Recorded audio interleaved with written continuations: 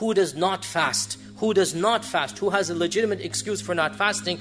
There are 4 categories of those who are excused from the fasting. The first and the most common one is the woman in her monthly cycle, or after she delivers and she is bleeding in that portion, the nifas months. So the woman in her hayd, in her menses, and the woman in her nifas, such a lady obviously does not fast, and she makes it up later on. Now, my dear sisters in Islam, do not play around with the sharia of Allah. Many sisters are lazy. When their menses finish, they think they can delay the fast simply by not performing the ghusl, by delaying the full ritual ablution. Allah Azza wa Jal knows when your menses finish, and you know as well. And when your menses finish, the very next day you must begin your fast. In fact, if your menses finish even 5 minutes before the Fajr Adhan, the time of Imsak, and you know the sign which is the whitish discharge, if your menses finish 5 minutes before the Adhan of Fajr, then legally, even if you do not take the ghusl, you must fast that day. So keep this point in mind and monitor the end of the month. You all know your cycles, you all know your routines. Towards the end of the month, monitor and realize that if it finishes, wake up the day that you think it's going to finish. Wake up before Fajr to make sure that in fact it has finished or not finished. Because if it has finished, then that day is obligatory on you, and it is not allowed to play games with the sharia of Allah subhanahu wa ta'ala. This is the first category. The second category are men and women who are sick and traveling. And this category, it is permissible for you to fast. It is permissible for you to leave the fast. It's up to you.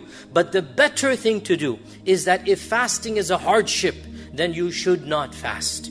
If fasting complicates your medical problem, if fasting is a hardship during travel, and you know best, travel is relative. For some of us, traveling is an hour and a half drive in the air-conditioned car. In such a case, maybe don't break the fast if you don't want to. Sometimes traveling involves a 15-hour journey across the globe, in which case fasting will be a big problem. You know best. And our Prophet ﷺ said, it is not righteousness to fast while traveling, meaning if it's difficult to fast, Allah will not reward you if you're causing hardship when you are fasting during travel. You decide. If it's a piece of cake, if it's easy, then go ahead and fast. Also in terms of sickness, what constitutes a legitimate sickness? The response is common sense will tell you. You don't need to go to a doctor or even an alim. Common sense will tell you. If you have a little bruise or cut on your finger, that's not going to cause you to not fast. But if you have a high fever, subhanAllah, you need your liquids, you need to drink all day long, you need this, you need that. A high fever definitely is an excuse for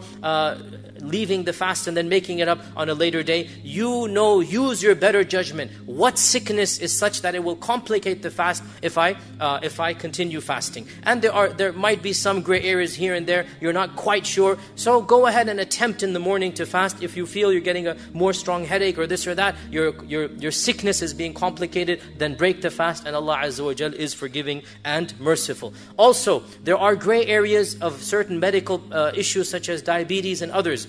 I cannot give you a blanket fatwa. Go to a Muslim doctor. And why do I say Muslim doctor? Because a Muslim will understand the obligation of fasting. Not that we don't trust a non-Muslim doctor, but a non-Muslim does not understand how important fasting is. A Muslim doctor will understand how important fasting is. So if you're diabetic, or if you have a chronic illness in this regard, go to a Muslim reputable doctor so that the Muslim doctor can weigh between, in your case, if you have a heavy meal with these and these ingredients, and then you break your fast at the appropriate time, inshallah it's okay. So the Muslim doctor can tell you this.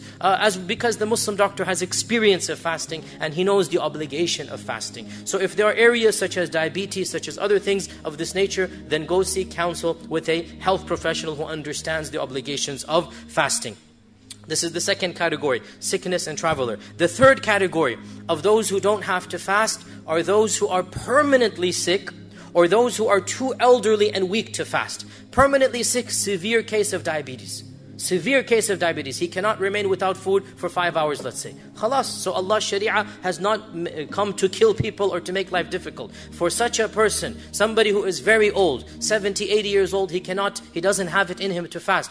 For such a person, the fasting is forgiven, and he will have to give a fidya, which is feeding one person one meal per day that he doesn't fast. And the average fidya in America is between $8 to $10. If you want to be safe, give 10. If you give $8 a day, no problem. And you have to give fidya according to the land you're living in. Don't calculate fidya based upon Pakistan or Bangladesh. Calculate fidya based upon America because you're living here. You may send it to Pakistan or Bangladesh, but it has to be $8 a day, not 8 rupees a day, because you're living in this land. So your fidya is calculated according to this. And this is the third category. The final category, and then we conclude our first khutbah. The final category is the category that's a bit of an ikhtilaf over, and that is women who are pregnant and women who are feeding children.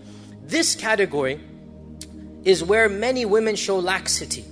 The fact of the matter is, an average, healthy young lady who is pregnant or who is feeding should not really have an excuse to break the fast.